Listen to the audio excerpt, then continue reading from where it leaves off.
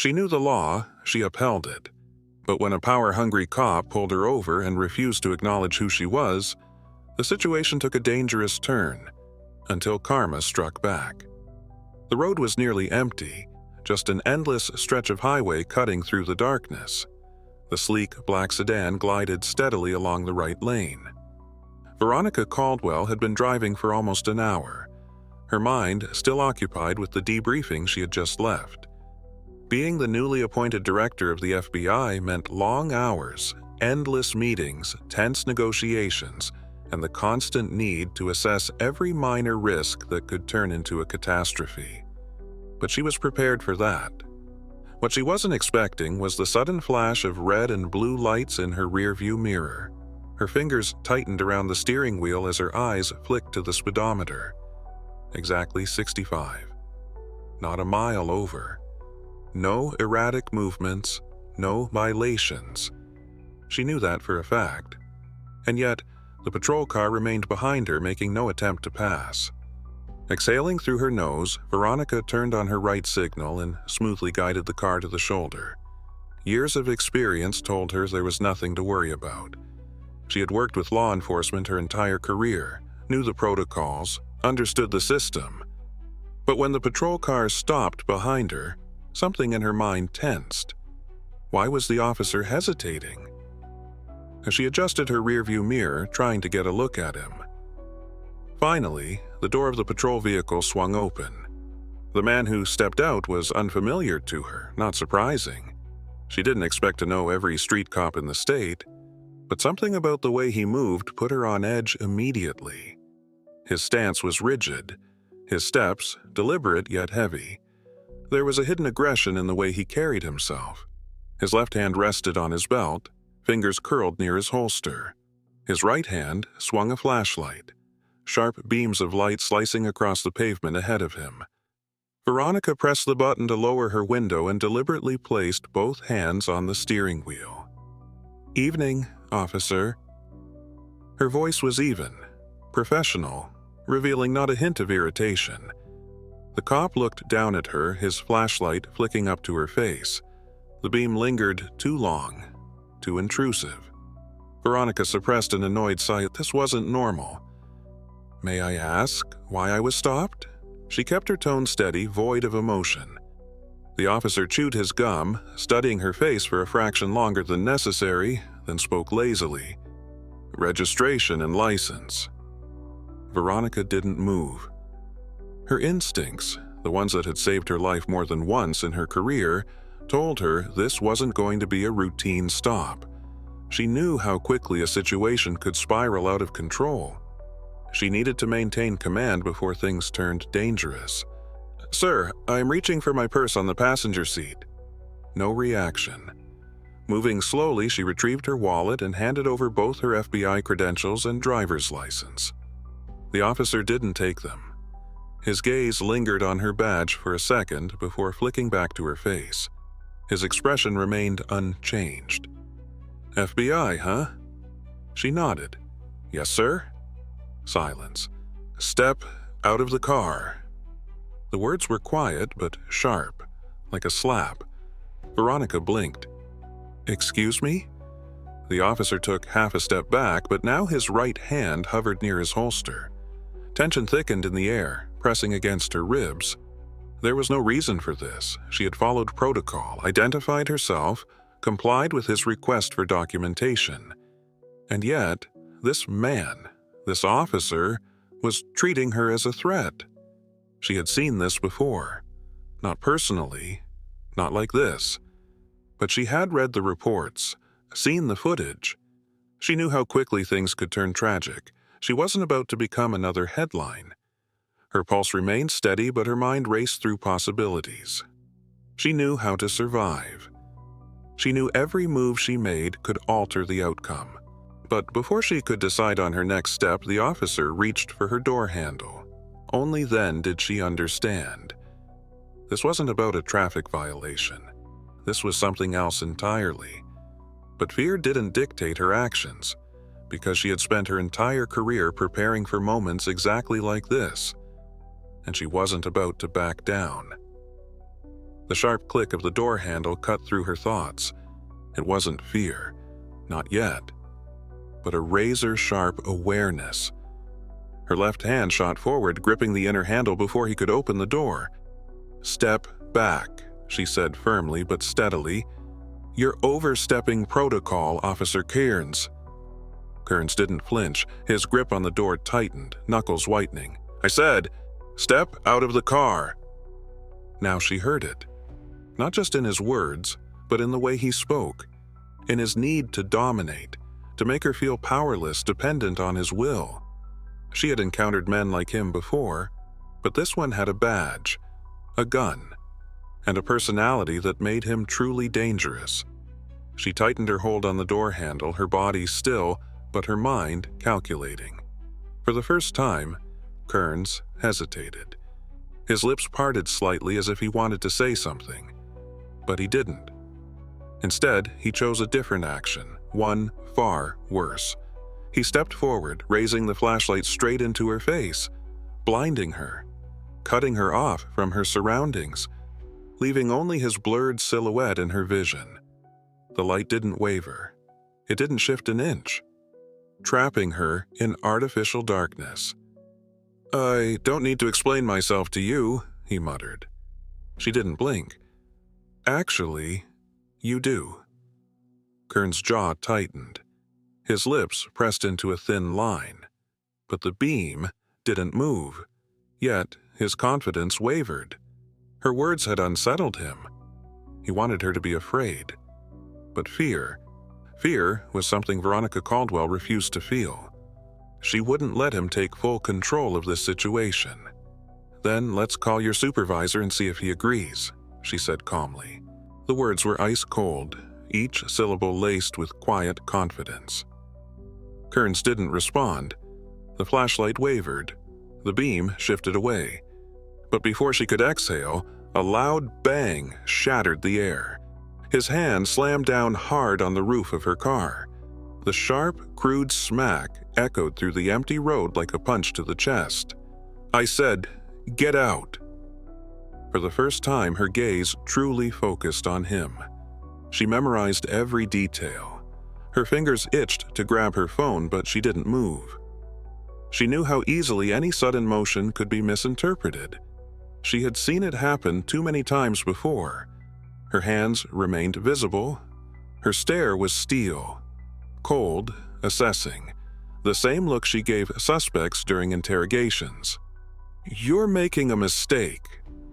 Kearns let out a short, humorless laugh. "You think you can use your title against me?" And that's when she saw it. The shift in his posture, the twitch of his right hand toward his belt. He was considering it. The space between them thickened, turned suffocating. And then, a second car pulled up. Red and blue lights sliced through the darkness as another patrol vehicle stopped behind Kearns' car. Her first reaction was relief. Another officer, another witness. Accountability. But then she saw who stepped out. Tall, broad-shouldered, another white officer, his nameplate obscured by the glare of headlights. Kearns didn't even turn around. This wasn't backup. This was reinforcement. The second officer walked up to Kearns, his gaze sweeping the scene before settling on the problem. "What's going on here?" Kearns smirked. "Just dealing with a non-compliant driver." Veronica stayed silent, giving herself a fraction of a second to weigh her options. Now, she was outnumbered, and Kearns knew it. The second officer stepped forward. "Ma'am, step out of the vehicle." Not Director Caldwell, not Miss Caldwell. Just ma'am. She had been in dangerous situations before, but this was different. This wasn't a high-stakes negotiation overseas. This wasn't a tactical mission gone wrong. This was home.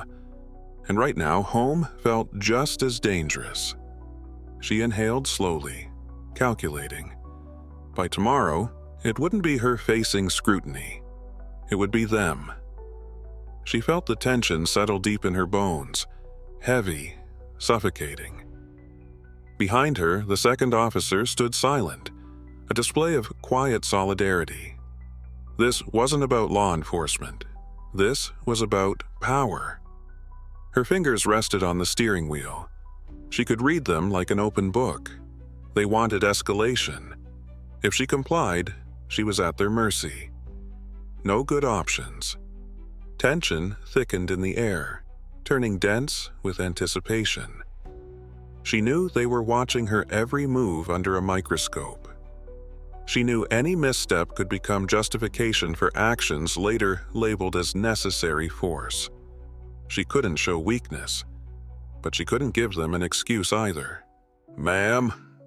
The second officer's voice was deceptively calm. "Step out of the vehicle." Veronica exhaled slowly through her nose, forcing down the instinct screaming inside her. She had negotiated situations where a single wrong word meant death. She had to stay in control. Deliberately. Unhurriedly. She reached for the door handle, raising her other hand where they could see it. Kern stepped back slightly, giving her just enough space, and the moment her feet touched the pavement, the cold night air struck her skin like a slap, sinking through her clothes, digging into her muscles, sharpening every sensation. She was vulnerable. Kearns loomed over her, his body angled just enough to block the dashcam's view. The second officer remained a step behind, covering all blind spots. They had planned this. She had no doubt. It wasn't their first time. "Don't move," Kearns ordered. "You haven't told me why I'm being detained." Her voice was steady, but steel ran beneath it. Kearns smirked, shaking his head as if she weren't a person, just an obstacle to remove. "Suspicious behavior," he said flatly. "What behavior?" She didn't look away. Failure to comply. It was a trap. Failure to comply justified escalation. Compliance meant submission. She knew the rules of this game. She had read the reports. She had seen the statistics. And then, Kearns grabbed her wrist. Too hard. Too fast. Her instincts reacted before she could think. She pulled back, not aggressively, but enough. "Get your hands off me," she snapped. Her voice cut through the night like a gunshot. Kearns didn't let go. The second officer stepped in. "We got a problem here." Kearns tightened his grip. "Think she's resisting." Those words made Veronica's stomach twist. The second officer reached for his radio, his lips already parting to say the words that had justified so many senseless escalations before. "Non-compliant suspect." Not citizen, not federal agent, just suspect. And then she saw it. The gun. Kearns didn't hesitate. His hand moved to his holster, the snap of the clasp, and then the barrel just inches from her face. Time stretched thin, warped around them. She had been trained for crisis situations.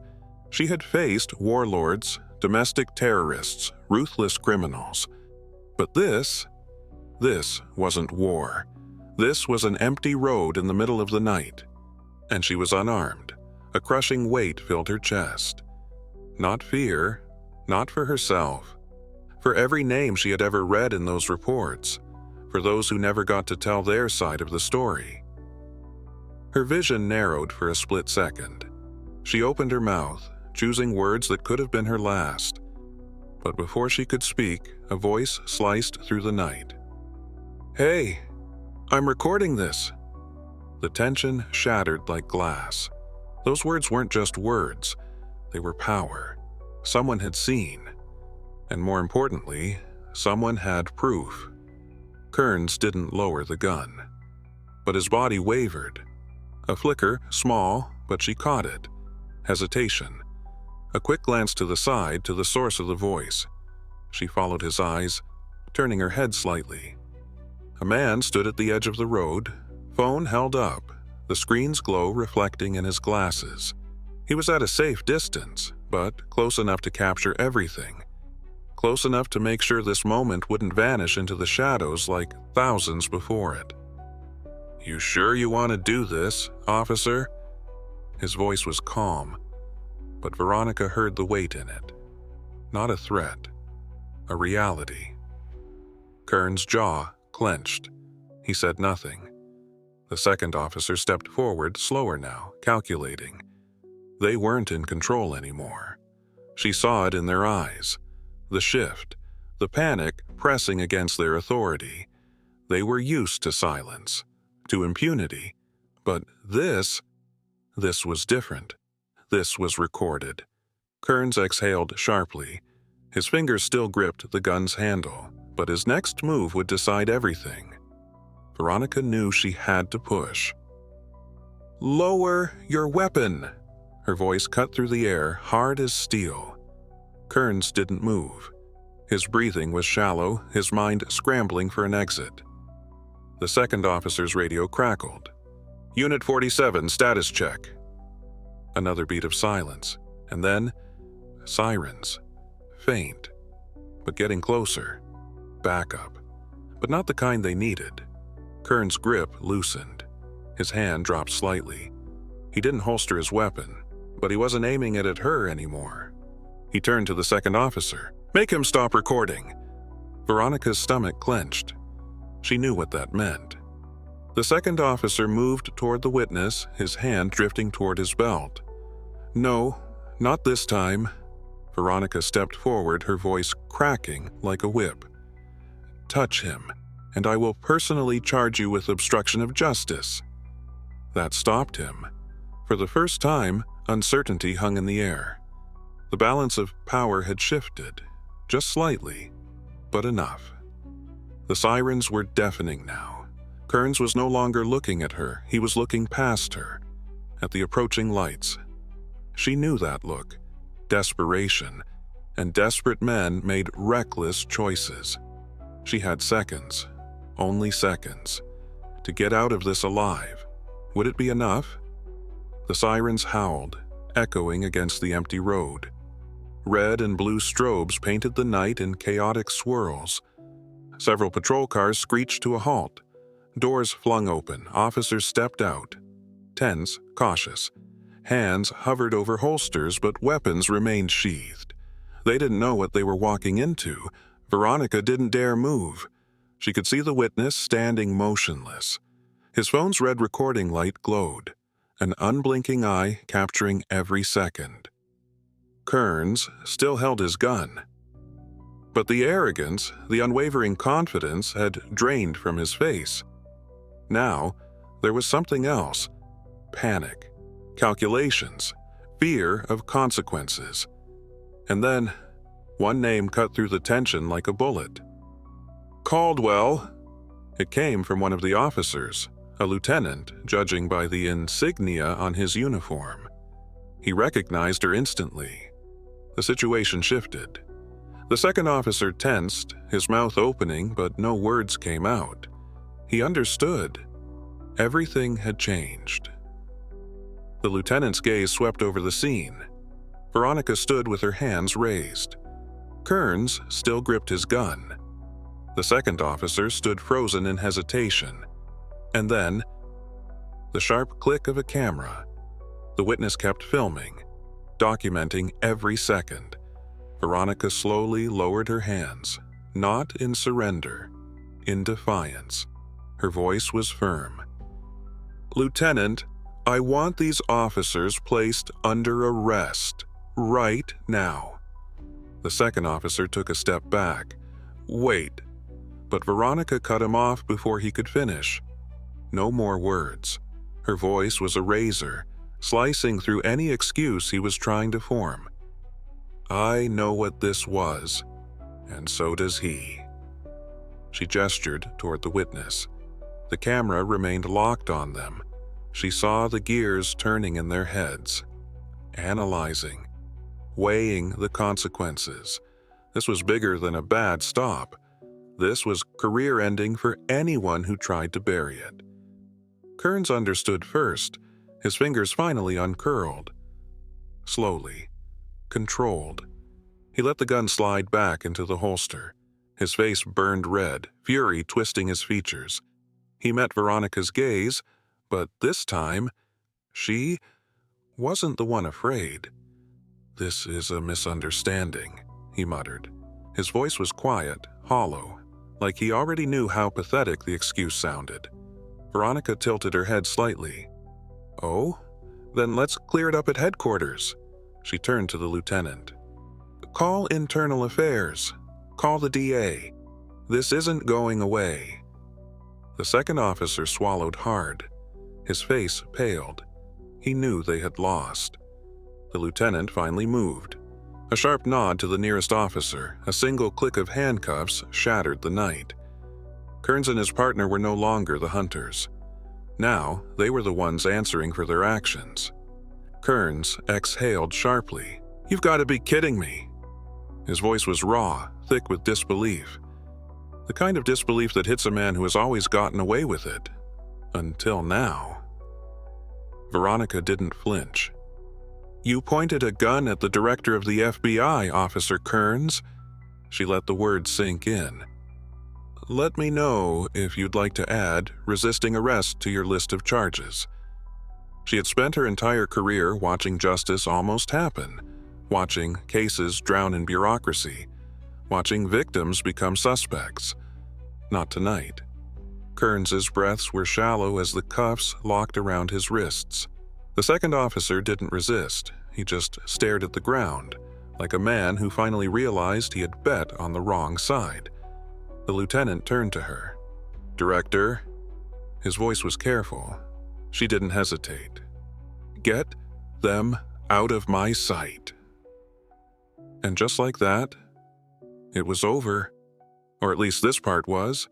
Because Veronica knew this wasn't just about two bad cops.